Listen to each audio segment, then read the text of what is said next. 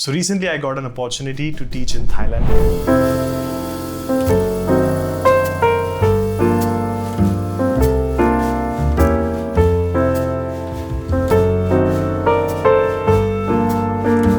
There was no such promises from the Gyan Yoga that you will attain the enlightenment. How often you're having a conversation with someone and you actually listen to the person?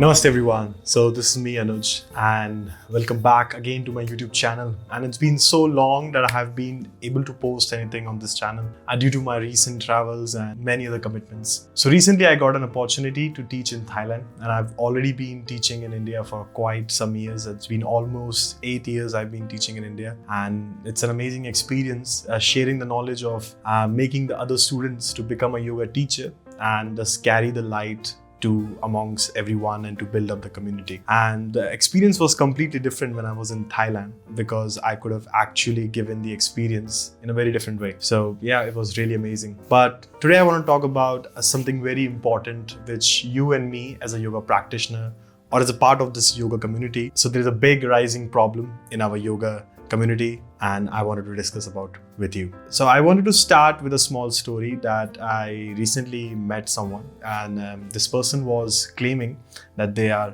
spiritually awakened. I mean, who not? Everyone thinks that they have some mystical powers or they have some spiritual essence in them. But what's the actual truth? And the actual truth is we are in seek of validation more than before. We always understand that yoga practice, we always say, oh, I'm doing intense sadhana, or I'm doing a practice so I can evolve my mind, or I can be away from the suffering. But the real question arises, do you really get away from the suffering? See, I will tell you very honestly that when I started my yoga practice, I never have the idea of that yoga scriptures talk about samadhi or liberation or any meditative state. To be very honest, for me, yoga practice was usually more about moving the physical body in a different way. And I think majority of the people are doing exactly the same thing.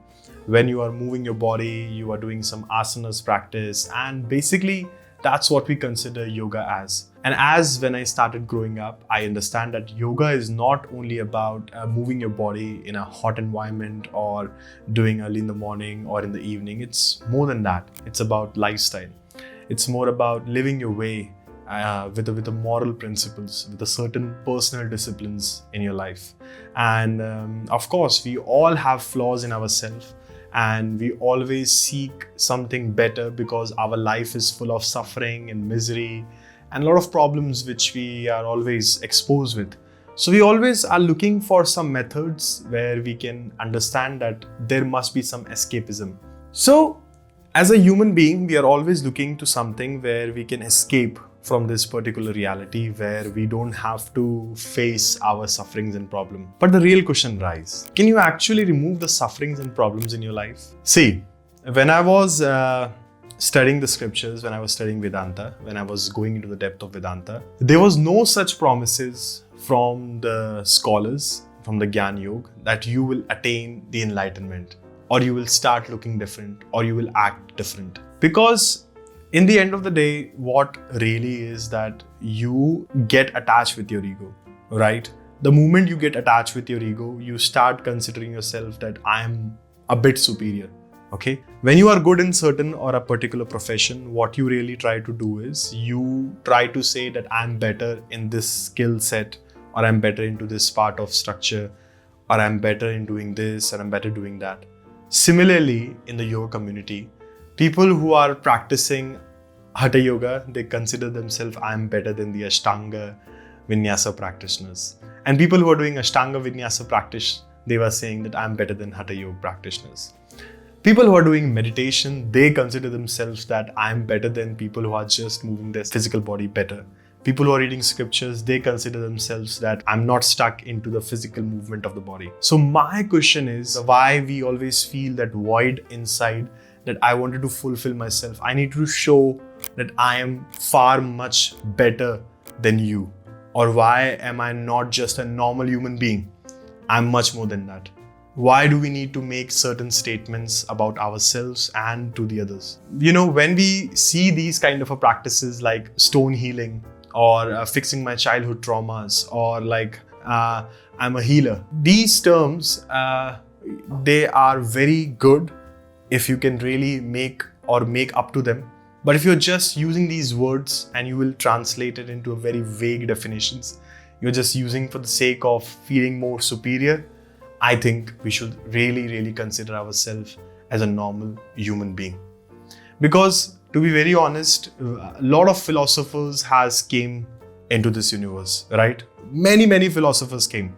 And every philosopher thinks that what is the purpose of life? Why are we here? What really makes us human? What is the true purpose of our existence? And no one ever came to any conclusion. And those who actually came to the conclusion, they never spoke. And because I've read like Gautam Buddha, Dhammapada, I've read Upanishad, they try to make statements about that ultimate experience, that being more and more aware, but they never try to explain the actual definition.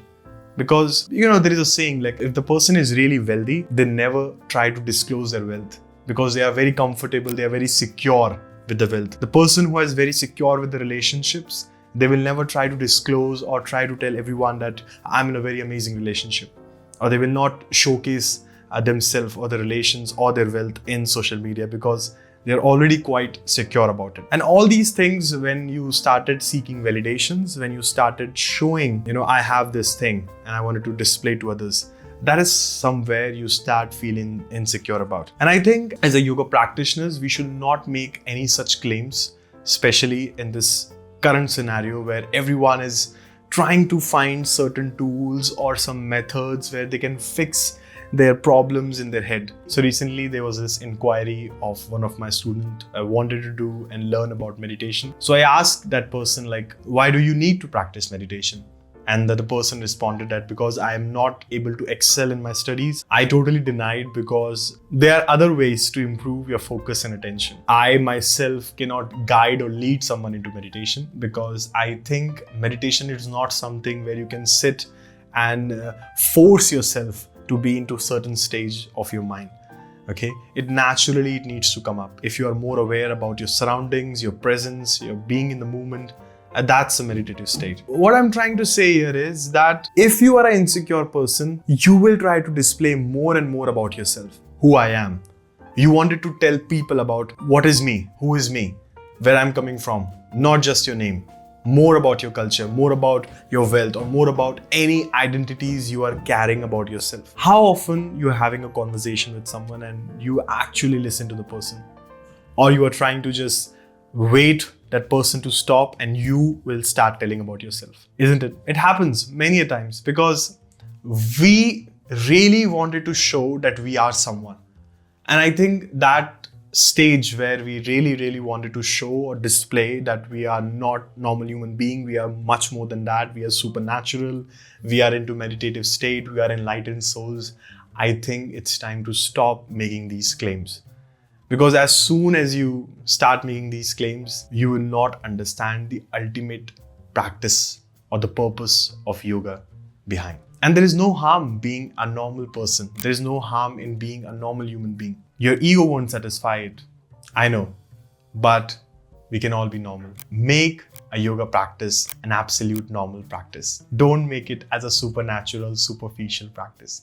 You're not gonna get siddhis, you're not gonna get spiritual enlightenment, you're not going to be in a cosmic state of your mind. Stop making these claims. And collectively, when we decide that, we can be in the peace of our heart and we can see the things much more clearer as compared to how we are before. So that's it from my side. I'm Anuj and I'm starting a new initiative. It's called Yoga Satsang.